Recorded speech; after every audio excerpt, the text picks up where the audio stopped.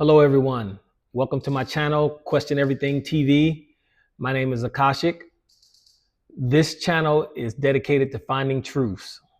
Together, let's explore the hidden truths in metaphysics, religion, esoteric knowledge, and the consciousness behind it all.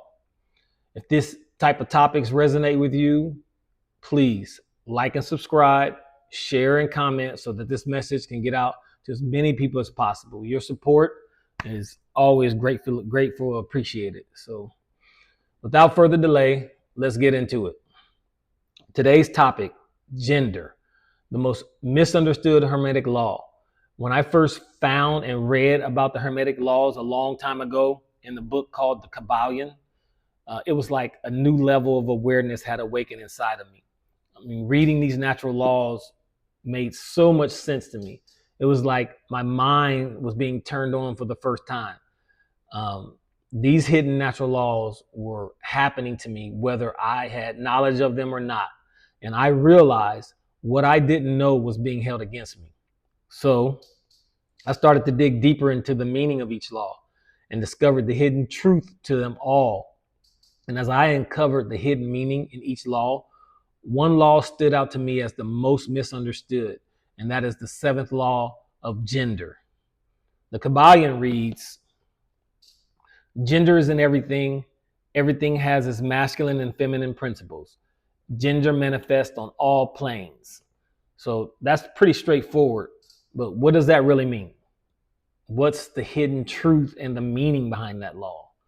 Well, first off, when we talk about gender in the cosmic sense, we need to understand that it's primarily talking about energy. There is a positive and a negative side to energy. In the East, it's called yin and yang. Some call it male and female, and known by very few, it's called order and chaos. These two energies come from the one source. Neither energy is better or stronger than the other, but instead they complement each other in like a never-ending dance together, kind of like the yin and yang symbol. There's a constant dance and play between both the energies. And just like the law states, these energies are present in everything and everyone, including you and I, for the sole purpose of evolution through manifestation. So in short, without these two forces of energy, nothing is possible. I know that most of you are thinking, oh, okay, well, how does it work then? And that's a good question. However, first, let's understand what these two energies are. First, let's examine the male, or in Eastern cultures, the yang, the positive energy. This energy is the giver. Its job is direction. It is the beginning in the process of manifestation. It is the conscious mind of the infinite. Its job is to give to the female energy all the information it needs to execute manifestation. Now, remember, just because the male starts the process does not mean it's stronger or better. One cannot create without the other. Both are needed for manifestation to occur. There is no other way. Now, let's talk about the female energy, or the yin, the negative energy. First off, let me be very clear about something. When we use the word negative in this context, we are not talking about something that's bad or evil.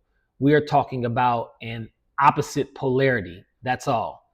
The female energy is beautiful, and through it, and only through it, manifestation occurs. The female energy's job is to receive from the male energy, and what she receives from the male energy, she incubates, multiplies, and gives back to the male energy in the form of manifestation. This happens on the spiritual and the physical planes at all times. What the male gives to the female is received, incubated, multiplied, and returned. So let me give you an example of this. And we're going to talk about just males and females. If you give a woman groceries, she will receive it, she'll combine it, cook it, and then serve it in the form of a meal.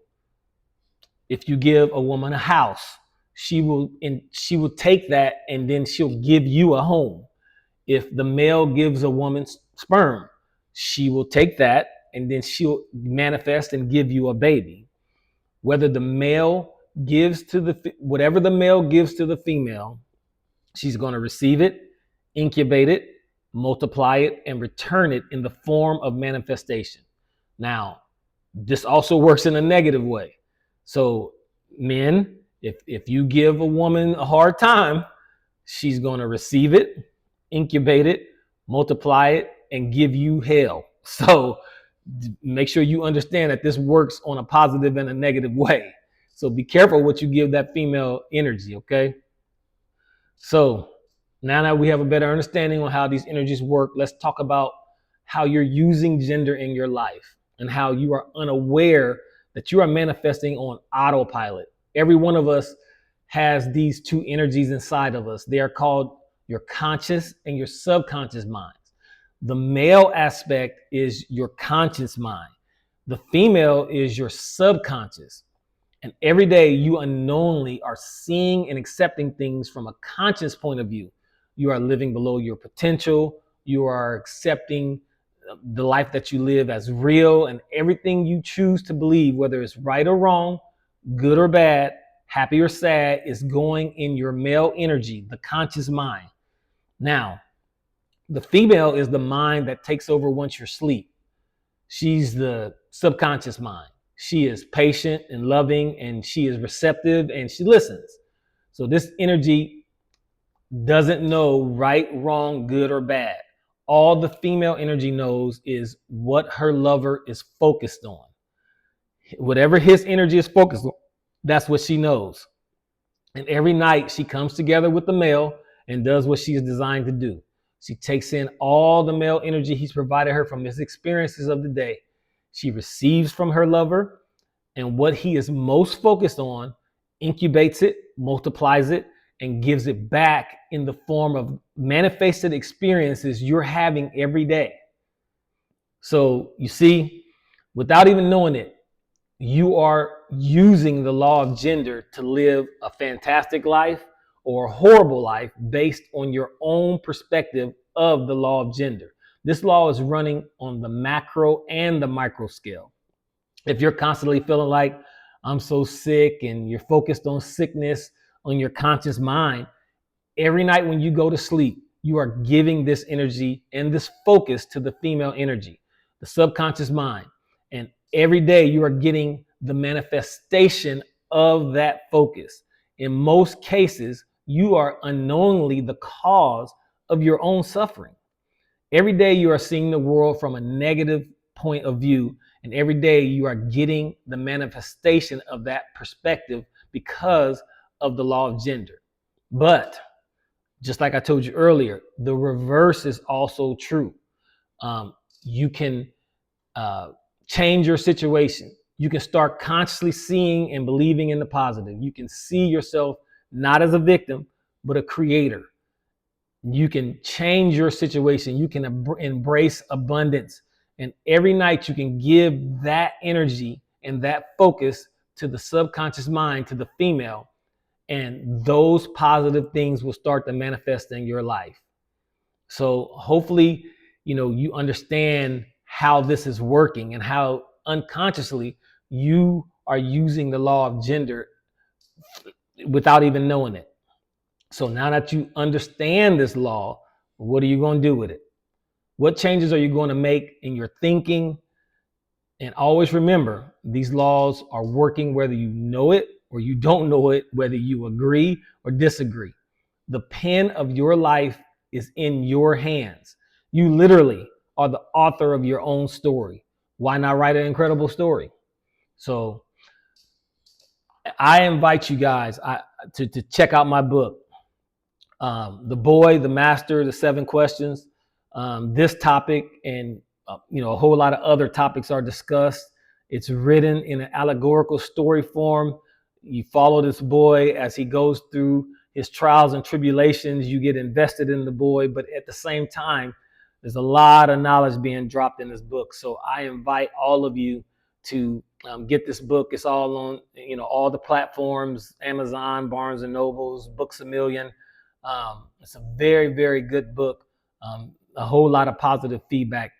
And I like learning through allegorical stories because it makes my reading more interesting. So I definitely would encourage that if you can, um, pick up the book. I'm sure you'll love it.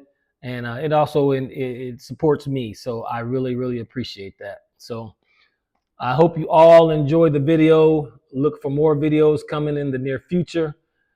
Please share this video with as many people as possible. And until I see you all again, namaste.